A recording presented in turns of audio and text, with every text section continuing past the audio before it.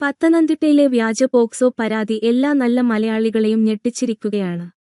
കേസിൽ പെടുത്തിയ കുട്ടികളുടെ, അവരുടെ അമ്മമാരുടെ കണ്ണുനീർ മുഖ്യമന്ത്രി സതീശൻ സാറും ആഭ്യന്തരമന്ത്രി രമേശ് ചെന്നിത്തല സാറും കേൾക്കണം. വലിയ പ്രതീക്ഷയോടാണ് ജനം നിങ്ങളെ ഭരണത്തിലെത്തിച്ചത്. ഇതല്ല നവകേരളം, ഇങ്ങനെ ആവരുത്. പോലീസ് ഇപ്പോഴും പഴയത് തന്നെ. പോലീസിനെ നവീകരിക്കണം. ഇതാണ് ഞങ്ങൾക്ക് നല്ല മലയാളികൾക്ക് അപേക്ഷിക്കുവാനുള്ളത്.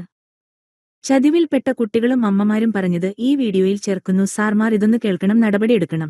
ഇവർ അന്ന് രാത്രി അതായത് 3-ാം തീയതി ഇവർ 8 മണിയോടെ എന്നെ ഒന്ന് പിടിച്ചോണ്ട് പോയായിരുന്നു. പിടിച്ചോണ്ട് വീട്ടിൽ ഒന്ന് വിളിച്ചിറക്കി കൊണ്ടുപോയി. ഒരു ഐഡൻറ്റിഫിക്കേഷൻ ഉണ്ടെന്ന് പറഞ്ഞിട്ട് വിളിച്ചിറക്കി കൊണ്ടുപോയി. ഇവർ നേരെ പോലീസിൻ്റെ മറ്റേ ക്വാർട്ടേഴ്സിൽ കൊണ്ടുപോയിട്ട് ഇവർ ആദ്യം മറ്റേ സാർമാർ വന്നിട്ട് ചീത്ത വിളിച്ചിട്ട് തന്നെ ഒരു മൂലയെ കൊണ്ടിരുത്തി കാൽ നീട്ടി വെപ്പിച്ചിട്ട് ചൂരിൽ വടി കൊണ്ടിട്ട് അടിക്കുമായിരുന്നു. അവർ മാറി മാറി അടിക്കുമായിരുന്നു. എന്നിട്ട് ബൂട്ടിട്ട് കാലിലിട്ട് ചവിട്ടി ഇങ്ങനെ എന്നിട്ട് കറക്കുമായിരുന്നു. എന്നിട്ട് ചെവിയിലെല്ലാം പിടിച്ച് വലിച്ച് പൊക്കി മുടിയിലും പിടിച്ച് വലിച്ച്. അപ്പോൾ എനിക്ക് ഭയങ്കര ശരീരത്തിന് ഭയങ്കര വേദനയായിട്ടൊക്കെ ഇരിക്കുക. അവർ പറയുന്നത് മറ്റേ പോക്സോ കേസിൻ്റെ കാര്യം പറഞ്ഞാൽ ഉപദ്രവിക്കുന്നത്, ആ കുട്ടിയും കൊണ്ട് നീ എവിടെ പോയേക്കുന്നത്, അങ്ങനെയുള്ള കാര്യങ്ങൾ ചോദിച്ചിട്ടാണ് തല്ലിയത്. നമ്മൾ എനിക്കറിയത്തില്ലെന്ന് തന്നെ പറയത്തുള്ളൂ. ഞാൻ എവിടെയും പോയിട്ടില്ല, ഇങ്ങോട്ട് കൊണ്ടുപോയിട്ടൊന്നുമില്ല, അത് തന്നെ പറയുന്നുള്ളൂ. പിന്നീട് അത് ചൂരിലുകൊണ്ട് കുറേ നേരം അടിച്ചു. അത് കഴിഞ്ഞിട്ട് ഇവർ അടി കഴിഞ്ഞിട്ട് പിന്നെ എന്നെ എണീപ്പിച്ചിരുത്തിട്ട് പിന്നെ ഓരോ കാര്യങ്ങൾ ചോദിക്കുമായിരുന്നു. ഫോണെല്ലാം നോക്കുമായിരുന്നു.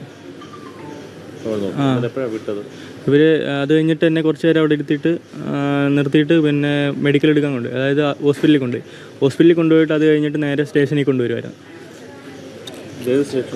അത് കൂടല്ലേ. അത് പിറ്റേന്ന് ഒരു 6 മണി 6:30 ആയപ്പം അവർ വിടുമായിരുന്നു. ഇന്നലെ വൈകിട്ട് 6:30. വിടും പറയുമ്പോൾ അപ്പം നിരപരാധിയാണെന്ന് അവർക്ക് മനസ്സിലായി. ഇപ്പം അതുകൊണ്ട് പിന്നെ അവർക്കത് മനസ്സിലായെന്നാണ് പറയുന്നത്. അവർ മാറി മാറി ആദ്യമായിട്ട് എനിക്ക് അവരെ അങ്ങനെ മനസ്സിലാവുന്നില്ല. കാരണം പേരും കാര്യങ്ങളൊന്നും അല്ലല്ല, ക്വാർട്ടേഴ്സിൽ വെച്ച്.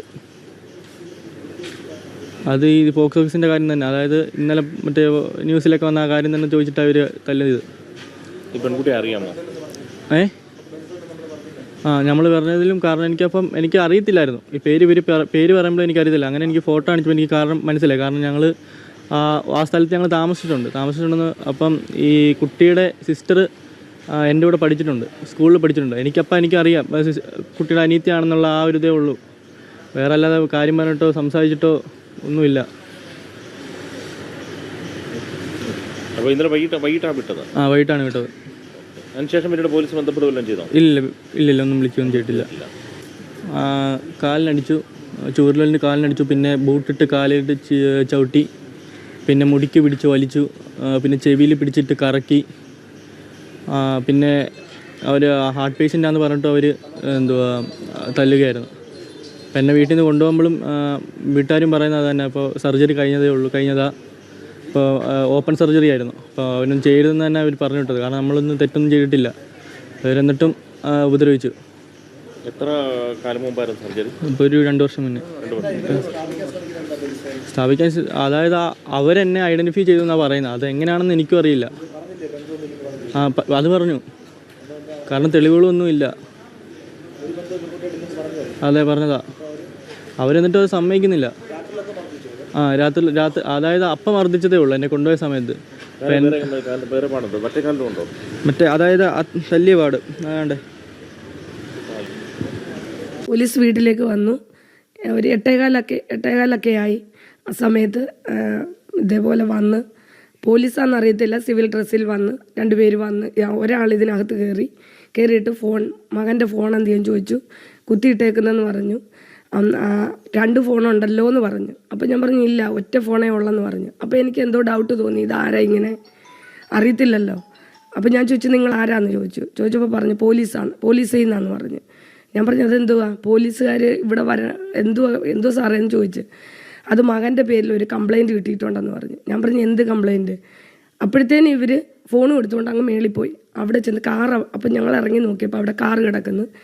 അവിടെ എൻ്റെ മകനും ഉണ്ട്, എൻ്റെ ഭർത്താവുണ്ട്, എൻ്റെ മൂത്ത മകനും ഉണ്ട്. അപ്പം ഞങ്ങൾ ഓടി അവിടെ ചെന്നപ്പോഴത്തെ മോനെ പിടിച്ച് വെച്ചേക്കുക. മോനെ പിടിച്ച് ഇങ്ങനെ വെച്ചിട്ടുണ്ട്. ഞാനപ്പോൾ ചോദിച്ചു, സാറേ എന്തോ കാര്യം? അത് കാര്യം പറയാൻ പറ്റത്തില്ല, അത് ഞങ്ങളിപ്പോൾ ഒന്നും പറയാൻ പറ്റത്തില്ലെന്ന് പറഞ്ഞു. ഞാൻ പറഞ്ഞു അല്ലല്ലോ, ഒരു വീട്ടിൽ കയറി വന്ന് മോനെ പിടിച്ചുകൊണ്ട് പോകുമ്പം മാതാപിതാക്കളാക്കെ ഞങ്ങൾക്ക് അവകാശമുണ്ട് ഇതെന്തിനാ കൊണ്ടുപോകുന്നതെന്നുള്ളത് അറിയണ്ടേ. ഞങ്ങളെല്ലാം കരയുക. എൻ്റെ അമ്മ അപ്പം തന്നെ വിറയ്ക്കാൻ തുടങ്ങി. അമ്മയ്ക്ക് അറ്റാക്ക് വന്ന ഒരാളമ്മ. അപ്പോഴത്തേന് സാറുമാർ പറയത്തില്ല എന്തിനാണെന്ന് പോലും, ഒരു പെറ്റി കേസ് പോലും എൻ്റെ കുഞ്ഞിൻ്റെ പേരിലില്ല. അപ്പോൾ പറയാതെ മൂത്ത മോനെയും കയറ്റി എൻ്റെ ഇളയ മോനെയും കയറ്റി വണ്ടി വിട്ടുപോയി. ഉടൻ തന്നെ ഞാനും എൻ്റെ ഭർത്താവും താഴെ ചെന്ന് ഓട്ടോ വിളിച്ച് കൂടുതൽ സ്റ്റേഷനിൽ ചെന്നപ്പോൾ എൻ്റെ ഇളയ മോനെ കണ്ടില്ല. മൂത്ത മോൻ അവിടെ നിൽപ്പുണ്ട്. ഞാൻ ചോദിച്ചു എന്തുവാ മോനെ പ്രശ്നം എന്തുവാ? അവനും അറിയത്തില്ല. അവനോട് ഒന്നും അതുവരെ പറഞ്ഞിട്ടില്ല. ഞങ്ങളവിടെ കുറേ നേരം ഇരുന്നിട്ട് ആരോടാ ചോദിക്കുന്ന, ഒരൊറ്റ പോലീസുകാർ വന്നിട്ടില്ല. ഇറങ്ങി വന്ന് ഞങ്ങളോട് അല്ല ഇന്ന കാര്യമാ അല്ലെങ്കിൽ ഇന്ന ഒരു വിഷയത്തിന് ഒരു സംശയാസ്പദമായി കൊണ്ടുവന്നതാ എന്നൊന്നും പറഞ്ഞിട്ടില്ല. എൻ്റെ മോനെ കാണുന്നുമില്ല. രാവിലെ ഉച്ചയ്ക്ക് പോലും മോനൊന്നും കഴിക്കാതെ ഇവിടെ കിടന്നുറങ്ങിയ. തലേ ദിവസം ഇവിടെ ചെറിയൊരു സ്ഥാപനത്തിൽ ജോലിക്ക് പോകുന്നുണ്ട്, നൈറ്റ് ഡ്യൂട്ടി ആയിരുന്നു. അപ്പം വന്ന് കിടന്നുറങ്ങിയത് കൊണ്ട് ഒന്നും കഴിച്ചതുമില്ല. രാത്രി 1 മണിയായിട്ടും എൻ്റെ കുഞ്ഞൊന്നും കഴിച്ചിട്ടില്ല. ഞങ്ങൾ എന്നിട്ട് ഒരു പോലീസുകാരൻ പോലും ഇറങ്ങി വന്നൊന്നും ചോദിക്കുന്നില്ല. ഞങ്ങൾ അങ്ങോട്ട് ചോദിക്കാനും ഭയം. ഞങ്ങൾ ആദ്യമായിട്ടാണ് പോലീസ് സ്റ്റേഷനിലെ മുറ്റത്ത് കാല് കുത്തുന്നത്. അവസാനം കുറേ കഴിഞ്ഞ് അർദ്ധരാത്രി ആയപ്പോഴത്തെ സമയം ഞാൻ ഓർക്കുന്നില്ല. ഞങ്ങൾ അവിടെ ഇരുന്ന് കരയുക. അപ്പോഴത്തേനും 2 കുഞ്ഞുങ്ങളെ, വേറൊരു മോനും ഉണ്ട്, ഈ വണ്ടിയെ കയറ്റി പത്തനാപുരം ഗവൺമെൻറ് ഹോസ്പിറ്റലിൽ കൊണ്ടുപോകാൻ അന്ന് എൻ്റെ മോൻ അറിഞ്ഞത്, മൂത്ത മോൻ പറഞ്ഞിട്ട് മെഡിക്കൽ എടുക്കാൻ ഇതിന് ചെക്കപ്പ് ചെയ്യാൻ പോയിട്ട് തിരിച്ചു വരുന്ന വഴിക്ക് മുറ്റത്തിറങ്ങിയപ്പോഴത്തെ എൻ്റെ മോന്, മമ്മി ഞാൻ ഒരു തെറ്റും ചെയ്തിട്ടില്ല, എനിക്ക് എന്തുവാന്ന് പോലും അറിയത്തില്ല, ഇതെന്തുവാന്ന് എനിക്കറിയത്തില്ലെന്ന് പറഞ്ഞ നിമിഷം കൊണ്ട് പോലീസുകാർ പിടിച്ച് കെട്ടിക്കൊണ്ടുപോയി. അല്ലെ എന്തുവാന്ന് ചോദിക്കാനോ അല്ലെങ്കിൽ പോലീസുകാരെ ഒരു മറുപടി പറഞ്ഞിട്ടില്ല. അതുവരെ ഞങ്ങൾക്ക് അറിയത്തില്ല എന്തുവാണെന്നുള്ളത്. അവസാന ഘട്ടത്തിൽ രാത്രി 2 മണിയായി. സർക്കിൾ സാറുണ്ടായിരുന്നു. സാറ് വന്നിട്ട്, അപ്പോൾ സാറ് ഇറങ്ങി വന്നിട്ട് പറഞ്ഞു, ഞങ്ങളെ വിളിപ്പിച്ചിട്ട് ഞങ്ങൾ ചോദിച്ചു എന്തുവാ സാറേ കാര്യം എന്തുവാന്ന് പറ, ഇതുവരെ നിങ്ങൾ ആരും കാര്യങ്ങൾ പറയുന്നില്ലല്ലോ. അപ്പോൾ പറഞ്ഞു പീഡന കേസാന്ന് പറഞ്ഞു. അപ്പോഴേ ഞങ്ങൾ ചത്തു. പീഡന കേസെന്ന് പറഞ്ഞാൽ എന്തോ പോക്സോ കേസാന്ന് പറഞ്ഞു. അപ്പം ഞങ്ങൾ ചോദിച്ചാൽ ആരാ എന്തുവാ? പെൺകുട്ടിയെ അറിയത്തില്ല, പെൺകുട്ടിയെ ഏതാണെന്ന് അറിയത്തില്ല, ഇത് പേരാര് കൊടുത്തെന്ന് ഞങ്ങൾക്ക് അറിയത്തില്ല. അപ്പോൾ പറഞ്ഞ് നിങ്ങളൊരു കാര്യം ചെയ്യ്, നാളെ ഉച്ച ഒരു 2 മണി 12:30 ആകുമ്പോൾ നിങ്ങൾക്ക് വന്നിട്ട് ഞങ്ങൾ പരിശോധിച്ചുകൊണ്ടിരിക്കുക. അപ്പോഴത്തേന് നാനാഭാഗത്തു നിന്നും വണ്ടികളും പോലീസുകാരും സാറുമാരും എല്ലാം വന്ന് ഇതിനകത്ത് എന്തുവാ നടക്കുന്നതെന്ന് ഒരു പിടിയും നമുക്കില്ല. നമ്മളിപ്പുറത്ത് ആ വരാന്തയിൽ കസേരയിൽ ഇങ്ങനെ തന്നെ ഇരിക്കുകയാണ്. മോനെ ഒന്ന് കാണിക്കുന്നില്ല. എനിക്കെൻ്റെ മോനെ ഒന്ന് കണ്ടാൽ മതി, കാണിക്കുന്നില്ല. എന്നിട്ട് അത് കഴിഞ്ഞിട്ട് ഇങ്ങനെ കൊണ്ടുപോയി അങ്ങനെ ഒന്ന് കണ്ടതേ ഉള്ളൂ.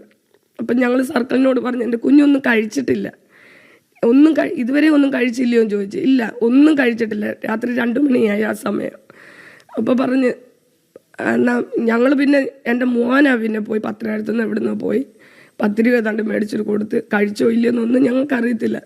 2:30 വരെ അവിടെ ഇരുന്നിട്ട് രാത്രി വീട്ടിൽ വന്ന് നേരം വിളിപ്പിച്ച് പിറ്റേന്ന് രാവിലെ പോയി.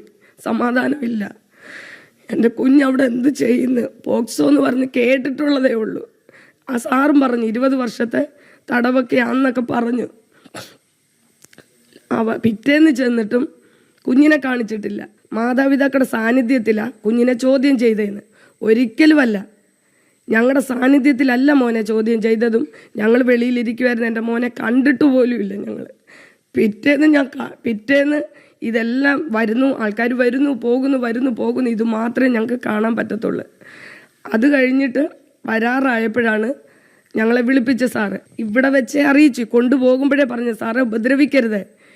കാരണം നമ്മളിപ്പോൾ നമ്മൾ കണ്ടുവരുന്നത് പിടിക്കുമ്പോൾ അവർ സത്യമാണോ കള്ളമാണോ എന്ന് അറിയാതെ അടിക്കും. നല്ല പീഡനം കൊടുക്കുന്നുണ്ട്. നമ്മൾ കാണുന്ന മാധ്യമങ്ങൾ വഴിയായിട്ട് കാണുന്നതാണ് പോലീസുകാരുടെ പീഡനങ്ങൾ. അപ്പം ഞങ്ങൾ അന്നേരം പറഞ്ഞു, ഈ മോനും കൂടെ ചെന്നല്ലോ, അപ്പോൾ മോനും പറയുന്നുണ്ട് ശസ്ത്രക്രിയ കഴിഞ്ഞിട്ട് വിശ്രമവേളയാണ്, ഇപ്പോഴും മെഡിസിനൊക്കെ എടുത്തുകൊണ്ടിരിക്കുന്ന മോനാ, സാറേ ഒന്നും ചെയ്യല്ലേ. ഇല്ല, ഞങ്ങളൊന്നും ചെയ്യത്തില്ലെന്നും പറഞ്ഞാൽ കൊണ്ടുപോകുന്നത്. ആ ഒരു വിശ്വാസത്തിലാണ് ഞങ്ങൾ ഇരുന്നത്.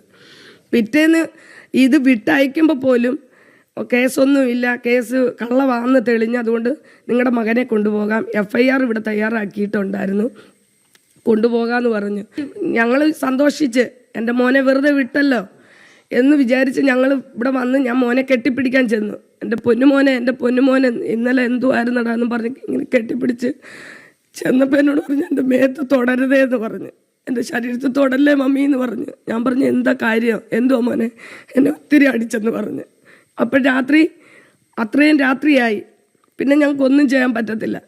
അവൻ കിടക്കാൻ വയ്യ, അവന് ഇരിക്കാൻ വയ്യ, അവൻ രാത്രിയിൽ ഞെട്ടി ഉണരുക. ഇന്നലെ രാവിലെ ആയപ്പോഴത്തേക്ക് ഒട്ടും വയ്യാതായി, കാല് നിലത്ത് കുത്താൻ വയ്യ. അപ്പം തന്നെ അവൻ കാണിച്ചു, കാലിൻ്റെ വെള്ളയെല്ലാം നീര് പിടിച്ച്.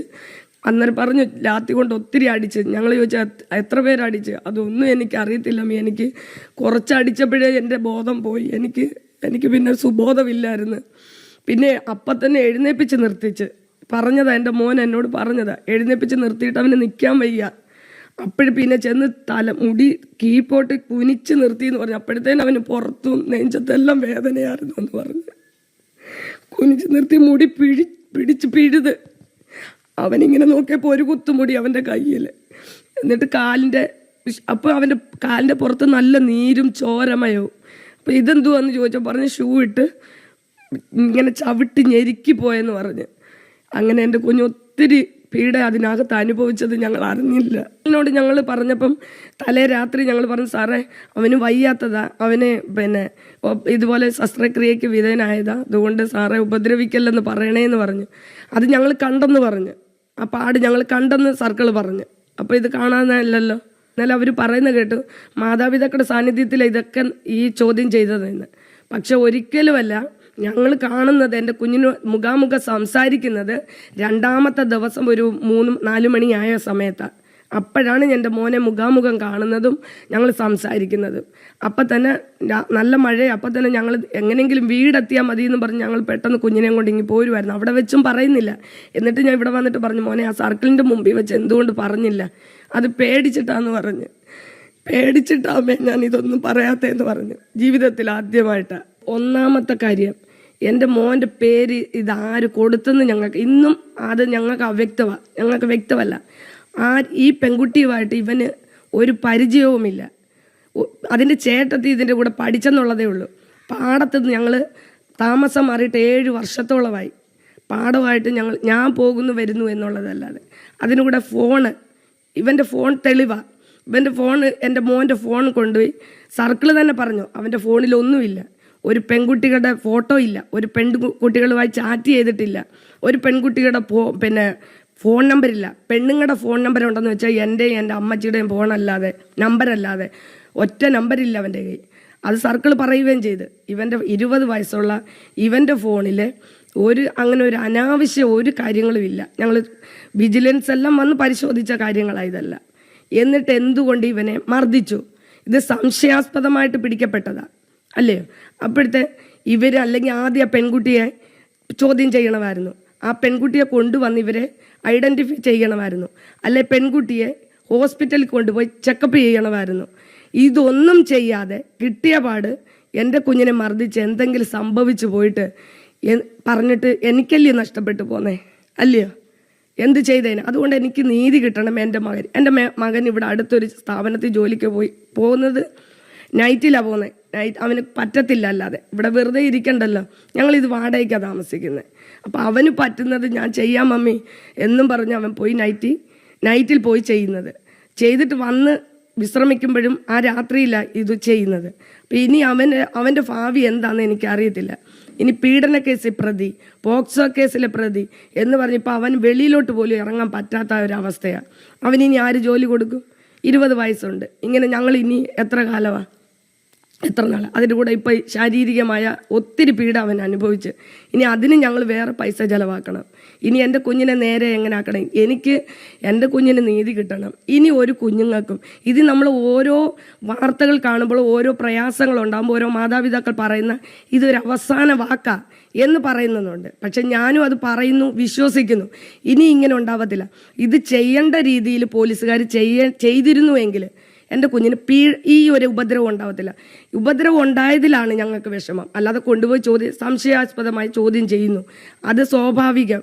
പക്ഷെ കിട്ടിയ പാടെ ഇങ്ങനെ മർദ്ദിക്കുക, അതും കുഞ്ഞിന് വയ്യാത്ത കുഞ്ഞെന്ന് അറിഞ്ഞുകൊണ്ട് തന്നെ മർദ്ദിക്കുക എന്ന് പറഞ്ഞാൽ ഞങ്ങൾ എവിടം കൊണ്ട് സഹിക്കും ഒന്ന് പറ.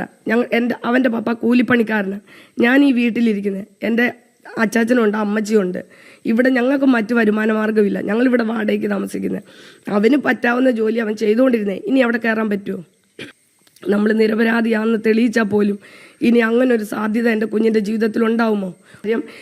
ആ പെങ്കൊച്ചിൻ്റെ പേരിൽ എനിക്ക് നല്ല സങ്കടമുണ്ട്. ഇതെന്തിന് ചെയ്തെന്നുള്ളതും അത് ഞങ്ങൾ ഇന്ന് വരെ അറിഞ്ഞിട്ടില്ല. ഈ പേര് ഇവൻ്റെ പേര് ഈ പോലീസുകാർക്ക് എങ്ങനെ കിട്ടി, അല്ലെങ്കിൽ ഈ പെങ്കൊച്ച് എന്തിൻ്റെ പേരിൽ എൻ്റെ കുഞ്ഞിൻ്റെ പേര് സ്റ്റേഷനിൽ കൊടുത്തു, അത് ഞങ്ങൾക്ക് കൃത്യമായിട്ട് അറിഞ്ഞേ പറ്റൂ. ഇതുവരെ ഞങ്ങളോട് അത് പറഞ്ഞിട്ടുമില്ല. ഈ പേര് സ്കൂളിൽ നിന്ന് എടുത്തെന്ന് പറഞ്ഞു. അതെന്തിൻ്റെ പേര്? മാങ്കോട് സ്കൂളിൽ പഠിച്ചിട്ട് വർഷം എത്ര കഴിഞ്ഞ്? 20 വയസ്സുണ്ട് അവന് പ്രായം. ഇതിനകത്ത് ദുരൂഹതയുണ്ട്. എന്തിനാ എൻ്റെ കുഞ്ഞിനെ ഇതിൽ ഉൾപ്പെടുത്തിയെന്ന് എനിക്കിന്നും അറിയത്തില്ല. അതുകൊണ്ട് എനിക്ക് അതിൽ നിന്ന്, ഈ ഗവൺമെൻറ്റിൽ നിന്ന് അല്ലെങ്കിൽ മന്ത്രിയിൽ നിന്നും ഞങ്ങൾക്ക് നീതി കിട്ടണം. എൻ്റെ കുഞ്ഞ് സുരക്ഷിതമായിരിക്കണം. ഇപ്പം ഭയന്നു പോയി. ഇപ്പം പറയുന്നത്, അമ്മേ എന്നെ ഇനി ഇങ്ങനെയൊക്കെ ചാനലിലും ഇതൊക്കെ സത്യാവസ്ഥ വിളിച്ച് പറഞ്ഞാൽ ഇനി പോലീസുകാർ വേറൊരു കേസിൽ ഉൾപ്പെടുത്തുമോ എന്നുള്ള ഭയം എൻ്റെ കുഞ്ഞിനുണ്ട്. കഴിക്കാൻ പറ്റുന്നില്ല, കുടിക്കാൻ പറ്റുന്നില്ല. ആ ഒരവസ്ഥയിൽ ഞാൻ ഇനി എന്ത് ചെയ്യും എനിക്കറിയത്തില്ല. ശരിക്കും സംഭവിച്ചത് വെളുപ്പിനെ 6 മണിയായപ്പോൾ കുഞ്ഞുങ്ങളെ വന്ന് കൊണ്ടുവന്നു. നമ്മൾ വിവരം ചോദിച്ചു, അപ്പം തന്നെ ചോദിച്ചു എന്തോ കാര്യമെന്ന് ചോദിച്ചു. പോലീസാണെന്നും പറയുന്നില്ല.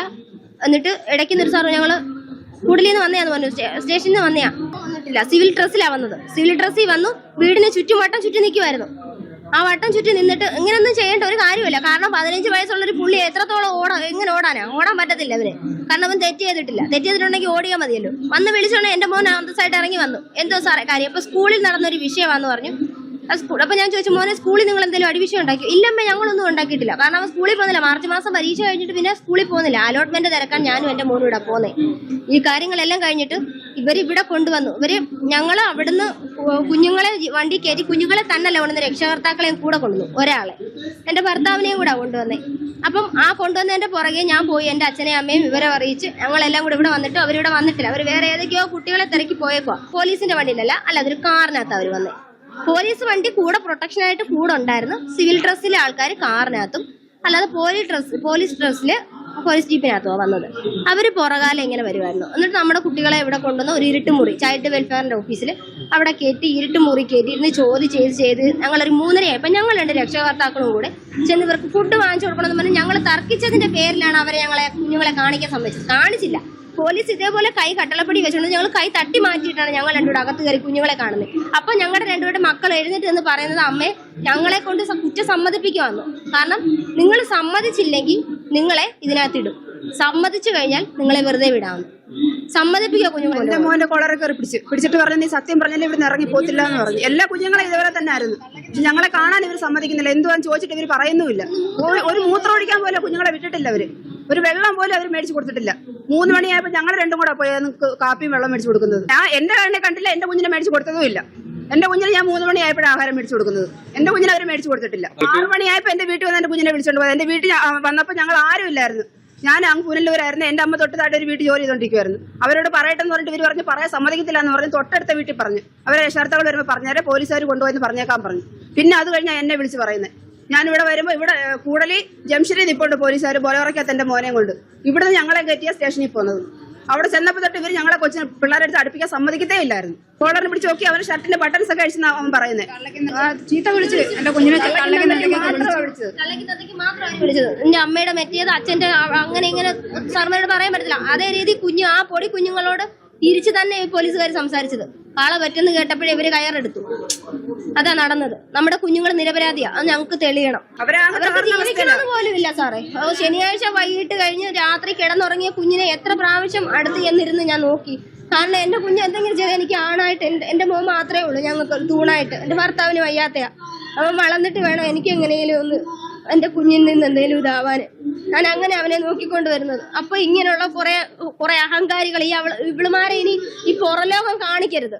ഇതിലെ 2-3-4 കുട്ടികളെ അവന്മാർ ശരിക്കും അപമാനിച്ചു, ചീത്ത വിളിച്ചു. ആർക്കും അച്ഛന്മാരും എന്ന് പറഞ്ഞ് പല രീതിയിൽ ചീത്ത വിളിച്ചു. ഇതിൽ ഞങ്ങളുടെ കൂട്ടത്തിൽ നിൽക്കുന്ന രക്ഷിതാവിന്റെ കുഞ്ഞിനെ കോളറി പിടിച്ചു പൊക്കി, ഉടുപ്പി പിടിച്ചു പൊക്കി. സത്യം പറഞ്ഞില്ലെങ്കിൽ നിന്നെയൊക്കെ ജയിലിലിടും. നീ സമ്മതിക്കണം. കാരണം കുറ്റം സമ്മതിപ്പിക്കാൻ ശ്രമിക്കുമായിരുന്നു ഇവർ ചെയ്തത്. നിങ്ങൾ സമ്മതിച്ചാൽ നിങ്ങളെ ഇന്ന് തന്നെ വെറുതെ വിടാം. സമ്മതിച്ചില്ലാത്ത പക്ഷം നിങ്ങളെ ജയിലിലടയ്ക്കുക തന്നെ ചെയ്യും. ഇതിനകത്ത് കൂടുതലും പോലീസുകാരെ ഞങ്ങൾ ആ 7 മണിക്ക് ഇവിടെ കുഞ്ഞുങ്ങളെ കൊണ്ടുവന്നിട്ടുണ്ടെങ്കിൽ 7 മണി മുതൽ ഞങ്ങളുടെ മക്കളെ കാണുമെന്ന് പറഞ്ഞുകൊണ്ട് ഞങ്ങൾ ഇവരുടെ പുറകെ നടക്കുക. എന്നിട്ട് ഇവർ കുഞ്ഞുങ്ങളെ കാണിക്കത്തില്ല. നിങ്ങൾ ഇറങ്ങുന്നു പറഞ്ഞ് ഞങ്ങളെ തള്ളി മാറ്റും. എന്നിട്ടും ഈ കുഞ്ഞുങ്ങളൊന്ന് മൂത്രമൊഴിക്കാനോ ഒന്ന് ബാത്റൂമിൽ ടോയ്ലറ്റ് രാവിലെ ഉണർന്നു കഴിഞ്ഞാൽ അവർ പ്രാഥമിക കാര്യങ്ങൾ ചെയ്യേണ്ട കുട്ടികളാണ്. ഇവർക്ക് അതൊന്നും ചെയ്യാനൊന്നും അനുവാദം പോലും കൊടുക്കാതെ ഇതിനകത്ത് വെച്ച് കുട്ടികളെ എന്തോ ചെയ്തത് നമ്മൾ രക്ഷകർത്താക്കൾ ചോദിച്ചിട്ട് അവർ പറയുന്ന പോലും ഇല്ല. ഇതെന്തോ ഇവർ ചെയ്യുന്നത്, എന്തോ കാണിക്കുന്നതെന്ന്. 2 പേര് അപ്പുറം ഇങ്ങനെ കൈ മുറുക്കി പിടിച്ച്. ഇവർ കൊലയാളികളൊന്നുമല്ല, ആരും കൊന്നിട്ടില്ല. കൊന്നിട്ടുള്ള മനുഷ്യരെ പിടിച്ചുകൊണ്ട് പോകുന്ന പോലെ അപ്പുറം കൈ കട്ടയ്ക്ക് പിടിച്ച് വലിച്ചുകൊണ്ട് ഞാൻ അടുത്ത റൂമിലോട്ട് തള്ളുക. അപ്പൊ അവിടെ കുറെ ഉദ്യോഗസ്ഥരിക്കുന്നു. അവർ ചോദിക്കുന്നു, മാറിയും തിരിഞ്ഞ് ചോദിക്കും. അപ്പോഴും ഈ കുഞ്ഞുങ്ങൾ പറയുന്നത് ഞങ്ങൾ തെറ്റ് ചെയ്തിട്ടില്ല, ഞങ്ങൾ പിന്നെ എന്തിനു സമ്മതിക്കണം? ഞങ്ങളുടെ സ്കൂളിൽ പഠിക്കുന്ന വിദ്യാർത്ഥിയാ പെണ്ണ്, പക്ഷെ ഞങ്ങൾ എന്തിനു സമ്മതിക്കണം? ഞങ്ങൾ ആ കുട്ടിയെ ഒന്നും ചെയ്തിട്ടില്ല എന്നാ ഈ കുട്ടികൾ പറയുന്നത്. ഈ സ്കൂളിൽ പഠിക്കാൻ പോകുന്നില്ലെന്നാ പറയുന്നത്. അവർക്ക് ആർക്കും വെളിയിൽ ഇറങ്ങി നടക്കാൻ പറ്റാത്ത അവസ്ഥയാക്കി. ഇപ്പോൾ ഒരു കൊച്ചു പിള്ളേർ വന്ന് അവരെ കൈ പിടിക്കുമ്പോൾ രക്ഷകർത്താക്കളൊന്ന് പിടിച്ചോണ്ട് പോവുക. അവരോട് കൂടണ്ട, അങ്ങനെയുള്ള പിള്ളേരാ കൂടണ്ടെന്ന് പറഞ്ഞിട്ട്. രാവിലെ 6 മണിക്ക് പത്തനംതിട്ട വന്ന് എൻ്റെ മോനെ കൊണ്ടിരുന്നത്. ഞാൻ പുനലൂരായിരുന്നു. എന്നിട്ട് ഒരു പോലീസുകാരൻ എന്നെ വിളിച്ചിട്ട് പറഞ്ഞ് നിങ്ങളുടെ മോനെ സ്റ്റേഷനിൽ കൊണ്ടുപോകും. അപ്പോൾ ഞങ്ങൾ ചോദിച്ചു എന്ത് സാറേ വിഷയം എന്ന് വെച്ചാൽ പറഞ്ഞു അത് നിങ്ങൾക്ക് പറയാൻ പറ്റത്തില്ല, സ്റ്റേഷനിലോട്ട് വരാൻ പറഞ്ഞു. സ്റ്റേഷനിൽ വന്നിട്ട് ഞങ്ങളെ കുഞ്ഞുങ്ങളെ കാണിക്കത്തില്ല. എൻ്റെ മകൻ്റെ കോളറിൽ കയറി പിടിച്ചിട്ട് അവർ പറഞ്ഞു നീ പറയണ മറ്റേ മോനെ, നീ പറഞ്ഞില്ലെങ്കിൽ നിന്നെ ഇതിനകത്ത് ഞങ്ങൾ വെളിയിൽ വിടത്തില്ലെന്ന് പറഞ്ഞു. പിള്ളേര് ചാവണമെന്ന് പറഞ്ഞ് നടക്കുക. ഇവിടുമാരെ വെറുതെ വിടാൻ പറ്റത്തില്ല. ഇവിടുമാരെ മാങ്കോട്ട് സ്കൂളിൽ പഠിക്കാൻ ഇനി ഞങ്ങൾ സമ്മതിക്കത്തില്ല, പഠിക്കുന്നില്ല, സമ്മതിക്കത്തില്ല ഞങ്ങൾ. അതുപോലെ ഈ കൂടുതൽ പോലീസുകാരെയും അവര് എന്തുവാന്ന് പറഞ്ഞാലും ഞങ്ങളുടെ കുഞ്ഞുങ്ങളുടെ ചെയ്തതിന് ഇവർ അനുഭവിച്ചേ പറ്റൂ. അവരുടെ ദേഹത്ത് പോലീസുകാർ കൈ വെച്ചിട്ടുണ്ടെങ്കിൽ അവർ അനുഭവിച്ചേ പറ്റൂ.